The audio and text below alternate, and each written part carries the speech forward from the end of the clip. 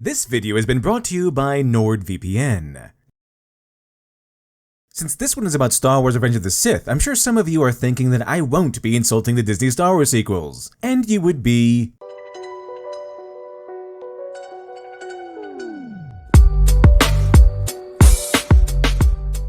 A few years ago, another YouTuber by the name of Shadiversity made a video breaking down the duel between Obi-Wan Kenobi and Anakin Skywalker from Star Wars Episode 3 Revenge of the Sith, the final installment from the now infamous prequel series. An interesting video that I highly recommend, but while Shadiversity analyzed the fight from the perspective of a martial artist, I thought it would be interesting if we looked at the same fight from a narrative perspective. The term narrative as used here refers to how well something flows with a larger story. For example, how well a scene or major character develops along their arc, if they even follow an arc at all, and more importantly, to what extent a character or scene affects a larger story, and how well it does so. And yes, I can already hear the next possible question, do scenes have an arc? This is the central topic of the hero's journey, a young novice who ventures out to develop his craft, overcome obstacles, slay the dragon, and emerge transformed into a hero. The hero is a novice at the beginning of the arc, in training in the middle of the arc, and then a hero at the end of the arc, once the greatest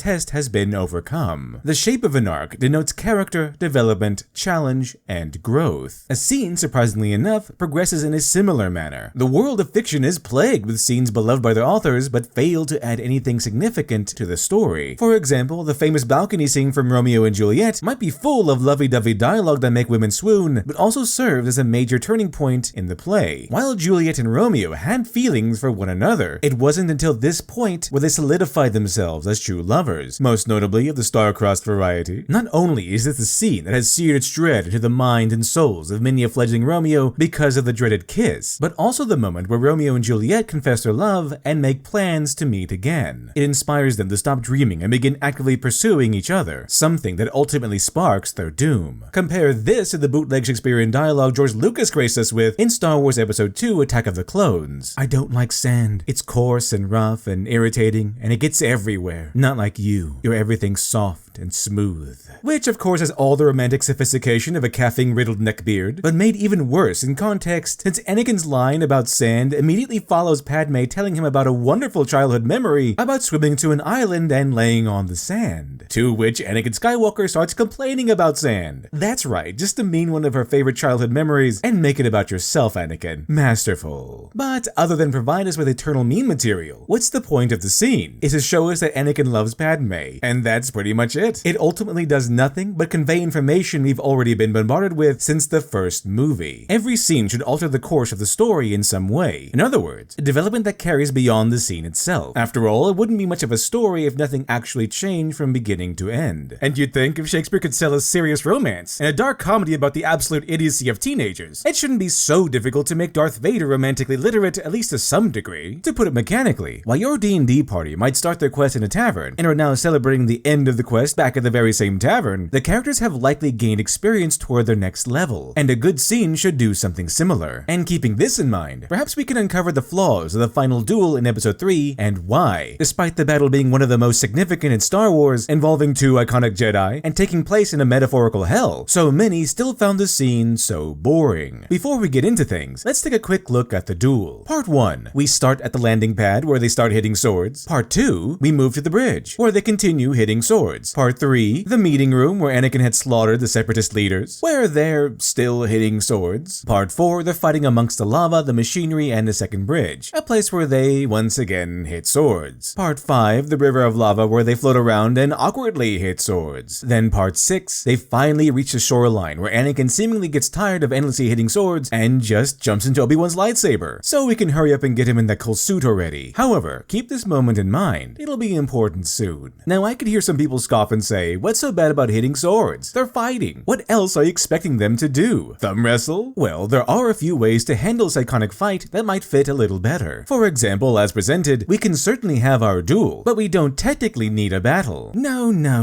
I'm sorry, but that's where I draw the line. Literature Angel, what are you doing back here? Not that a devilish rogue like you would understand, but the forces of good can access anything we like thanks to the power of NordVPN. Don't you dare. With NordVPN, not only can I keep an eye on my demonic adversary, but with one simple click of the mouse, I can change my virtual location to one of 58 countries and access all my favorite content even when I'm out giving a good tongue lashing to the forces of evil. This was all because you couldn't watch Game of Thrones in heaven, isn't it? Well, I can now. Watching Jon Snow fight the Night King is going to be epic. Right. Never mind, just watched it. Why didn't you tell me? You really are evil. Hold on, how did you watch it already? Wait, let me guess. That's right. NordLynx not only lets me stream securely, but allows me to prevent bandwidth throttling, avoiding that pesky little loading circle which always seems to pop up right when the show starts to get good. All with one simple click. Does that mean I can kick you out even faster? No need, I can leave all on my own. While NordLynx is great for watching anything I'd like from over 5,000 servers around the world, NordVPN still lets me effectively hide from malicious devils like you.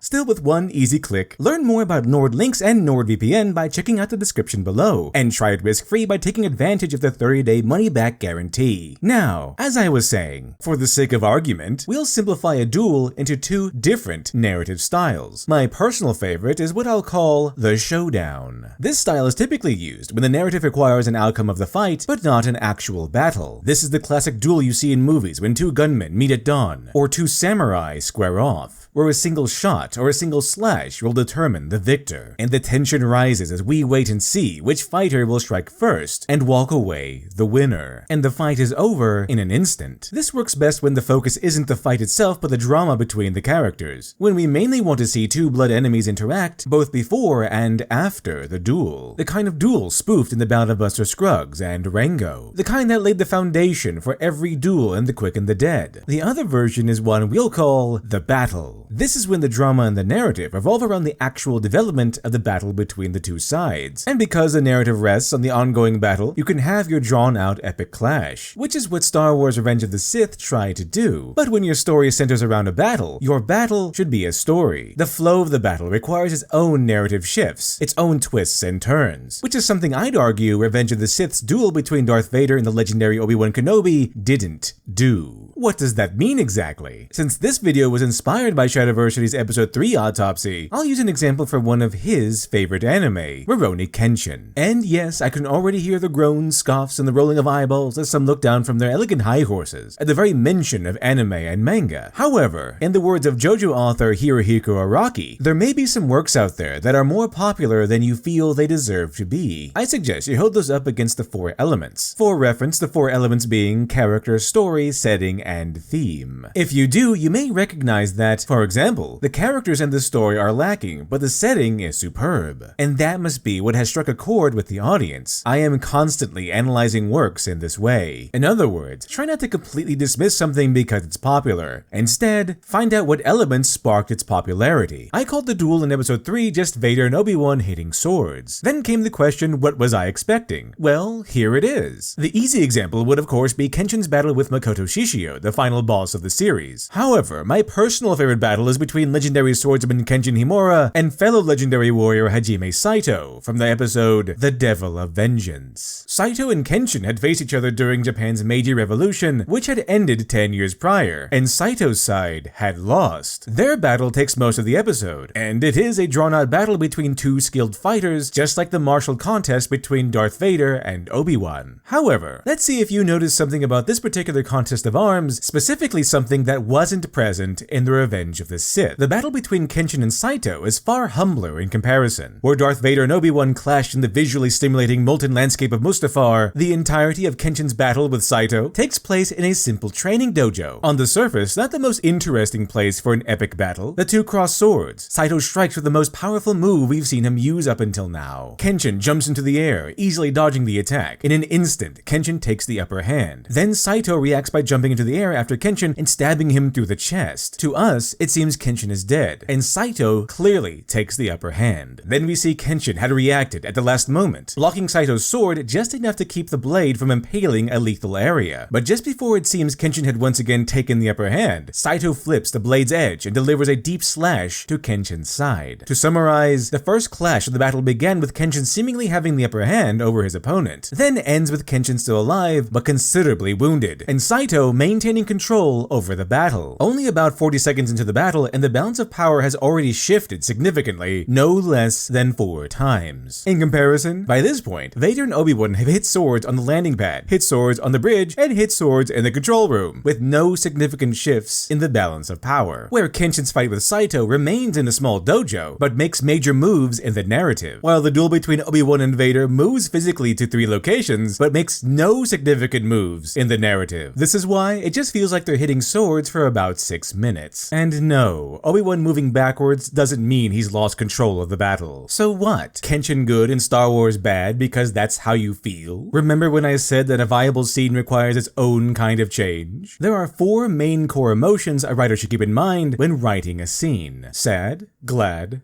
mad, and afraid. The idea is simple. A good scene should begin with one core emotion and then end with another. For example, the clash between Kenshin and Saito, we begin the battle afraid for Kenshin's safety, fearing that Saito might actually slay our valiant hero. When Kenshin dodges Saito's attack, seemingly taking the upper hand, we shift from afraid to glad, seeing that Kenshin might stand a chance. Then when Saito reacts by delivering what looks like a death blow to Kenshin while he's in the air, we shift again from glad to afraid, fearing that Kenshin might be finished. Then back to glad when we see that Kenshin had blocked Saito's blow, surviving the attack. Then of course back to afraid when Saito slashes Kenshin's side. And this is the reason why the duel between Vader and Obi-Wan, while visually impressive, ultimately felt narratively hollow. Even when it might seem the balance and emotional tone might shift, their duel remains status quo. Remember when I said to keep the duel's ending in mind? The final clash between Vader and Obi-Wan, where Vader ends up with his limbs chopped off, is the only significant change in the entire battle, because it's the only instance where the course of the battle had actually shifted. Like Saito stabbing and slashing Kenshin, Vader losing all of his limbs unquestionably changes the circumstances. Generously speaking, we had gone from sad for Anakin's descent into Darth Vader, or afraid for Obi-Wan's life, to glad that Obi-Wan prevailed. The balance of power clearly shifts in Obi-Wan's favor. If we cut the unnecessary sword hitting and leave only the viable scene, a showdown scenario is essentially what we're left with. But what if we don't want a showdown? What if we want an epic battle? Well, you need a shift in the balance of power, one that also makes an emotional shift. Well, there are many ways to enhance the duel. Let's go with making each stage a shift in the battle. Part 1. The landing pad. Here we'll show that Anakin/Vader and Obi-Wan are evenly matched, with Vader having a slight edge. The opening emotion is likely sadness, sad that Anakin has become Darth Vader, and now 2 great warriors who once fought for justice now must fight each other. Part 2. The bridge. Narratively, this might work best if Obi-Wan Kenobi takes the upper hand, maybe by disarming Darth Vader and forcing him to fight with force powers only. We shift from sad to glad that perhaps Obi-Wan can end this quickly and possibly save Anakin, maybe trying to talk Anakin/Vader back to his senses. Part 3. The meeting room. This is where Anakin/Vader gets the upper hand with clever use of force powers and the surrounding environment, like how John Wick broke into a few knife displays to fight a group of assassins, or how Darth Vader would actually fight Luke Skywalker in Star Wars: The Empire Strikes Back. Anakin would likely be tapping more and more into the dark side, overtaking Obi-Wan even without a lightsaber. Practically taboo, I know. Obi-Wan can barely keep up, having to contend with thrown debris and Anakin's overwhelming power. We have shifted from glad about Obi-Wan's likely victory to afraid for his life. Part 4. Machinery/second bridge. Obi-Wan is clearly outmatched and is forced to flee an Anakin who's fueled by rage and becoming angrier, causing his dark side power to grow even stronger. Here, Anakin might start monologuing, relishing in his superiority over Obi-Wan Kenobi. Perhaps Obi-Wan seeing Anakin's arrogance, an actual flaw of his in the story, unless you forgot the time he was allowed the honor to sit on the Jedi Council while still being upset he was not given the title of Master. Seeing Anakin's arrogance, Obi-Wan pretends to be defeated. Anakin gloats, moves in for the kill, only for Obi-Wan to reveal that he has force-pulled Anakin's lightsaber to him and severs Anakin's robotic arm. Obi-Wan would likely be careful to cut the robotic arm on the remote chance that he can bring Anakin back to his senses. We've gone from afraid for Obi-Wan's life, maybe angrier at Anakin for trying to kill his best friend, to joy over Obi-Wan finding a way to fight back. Part 5. The Lava River. With Anakin distracted over the sudden loss of his arm, Obi-Wan flees until the pylon they're on drops into the lava. The former Jedi jumps into the lava and lands on a floating platform. Obi-Wan gives chase. However, in this version, there is no fighting. Instead, Anakin stares down Obi-Wan while Obi-Wan just closes his eyes and meditates like Qui-Gon Jinn during their battle with Darth Maul. See, it's like poetry. It rhymes. times. They've changed from joy at Obi-Wan turning the tide to fear, and the stalemate persists until they reach the shore. Sensing the right moment, Obi-Wan leaps off the platform and onto the high ground. Part 6. The Shore. Sensing a plot to destroy the Anakin, he actually doesn't leap into Obi-Wan's now two blades, his own and Anakin's. Instead, Anakin summons all of his dark power, squares off against Obi-Wan for one last clash, and that's where we'll stop. What? I can't do all the work for you. If you really want to know how it ends, take what we've gone over and try writing your own version. In fact, try writing one up and putting them in the comments below. Now make sure the ending you write shifts from fear to glad, sad, or mad. And of course an Obi-Wan victory, since we know he wins in the end already. While Shadiversity marked the Duel and Revenge of the Sith as somewhat viable on a martial level, almost none of it is viable on a narrative level. Swords, guns, epic action can all be very nice things, but just like characters and story, they're ultimately meaningless without viable emotional change. If you have a scene concerning two friends meeting in a coffee shop, one better have a dead father they're going to cry about, or confess some wrongdoing they committed against the other person, or reveal they've angered a loan shark, and now have the mob chasing them down. It's a similar principle to the Chekhov's gun. To quote, if you say in the first chapter that there is a rifle hanging on the wall, in the second or third chapter, it absolutely must go off. If it's not going to be fired, it shouldn't be hanging there. If your darling scene begins glad and ends with everyone still glad, it probably shouldn't be hanging around your plot. And you know what writers do to their darlings, don't you?